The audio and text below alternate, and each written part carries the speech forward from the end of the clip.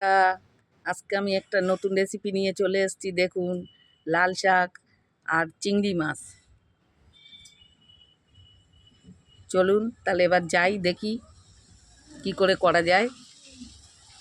দেখুন, আমি শাকটা পরিষ্কার করে ধুয়ে এনেছি, কেটে নিলাম। কেটে আমি আরেকবার ধুতে যাচ্ছি। আর সঙ্গে এই রসুনটা, পেঁয়াজটা নিয়েছি, কাঁচা লঙ্কা চিড়ে নিয়েছি, শাকটা গোড়া কেটে বাদ দিয়ে দিয়েছি। আবার এই শাকটা ধুয়ে আনি, তারপরে দেখা যাক কিভাবে রান্না হয়। হ্যাঁ, দেখুন আমি তেলটা দিলাম কড়াইতে, সাদা তেল দিলাম। আপনারা চাইলে লাল তেলেও করতে পারবেন। দেখুন আমার তেলটা হয়ে গেছে। এবার আমি পেঁয়াজ রসুনটা সবটা দিয়ে দিলাম। এবার আমি এর সাথে চিংড়ি মাছটাও দিয়ে দেবো। রসুনটা আমি হাত থেকে করে নিয়েছিলাম, আর পেঁয়াজটা কুচিয়ে নিয়েছি, কাঁচা লঙ্কা চিড়ে নিয়েছি। এবার দেখুন আমি চিংড়ি মাছটাও দিয়ে দেবো, এর সাথে আমি একসাথে ভেজে নেব। এবার দেখুন নুন আর হলুদটা আমি দিয়ে দিলাম। হ্যাঁ, এবার এটাকে আমি একসাথে ভাজা করে নেব। কষানোও হয়ে যাবে, ভাজাও হয়ে যাবে, সব একসাথে, গন্ধ লাগবে না। তাহলে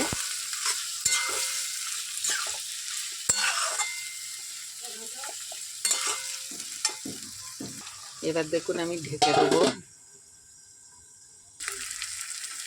দেখুন এটা আমার কষানো হয়ে গেছে, একটু ভাজাও হয়ে যাচ্ছে, একসাথে হয়ে যাক দুটোই।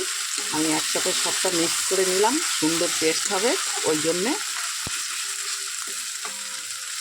আরেকটু ভাজবো, আরেকটু ভেজে নিই। দেখুন আমার ভাজাটা হয়ে গেছে।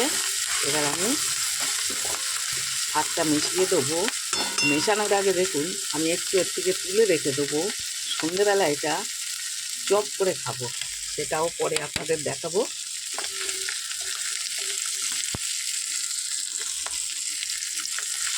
অল্প তুলে রেখে দিলাম, এটা হেভি টেস্ট হবে, সব রকম দিয়ে কষানো তো, ওই জন্যে ওটাকে আমি অল্প তুলে রেখে দিলাম।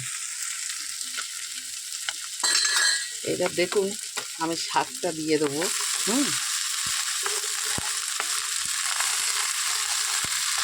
এবার দেখুন আমি সব শাকটাই দিয়ে দিয়েছি। এবার আমি অল্প নুন আর অল্প হলুদ দেবো। হলুদ না দিলেও হয় শাকে, তাও আমি অল্প দিলাম।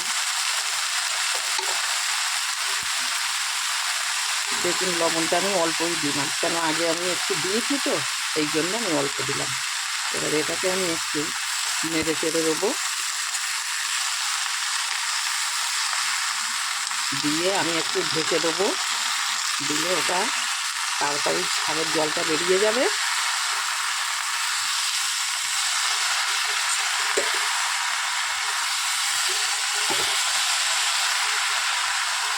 দেখো চিংড়ি মাছগুলো উপরে উঠে গেল। এবার আমি ঢেকে দেবো। এক হাতে তো অসুবিধা হয়ে যাচ্ছে। এবার দেখুন ঢেকে দিলাম।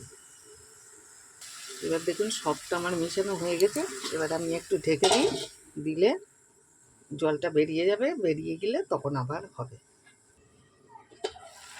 দেখুন জল বেরিয়েছে, জলটা বেরিয়ে, এই জলটা বেরিয়ে গেলে এবার তাড়াতাড়ি হয়ে যাবে।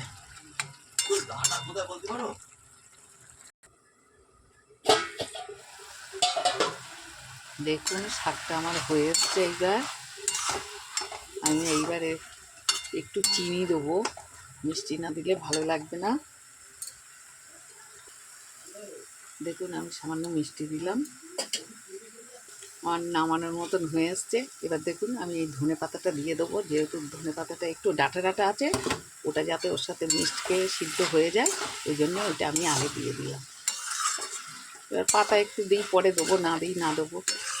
এটা তো হয়ে গেল,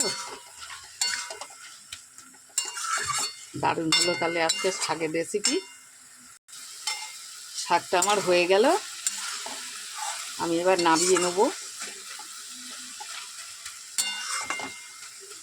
তাহলে চিংড়ি মাছ আর লাল শাকের রেসিপি। হ্যাঁ।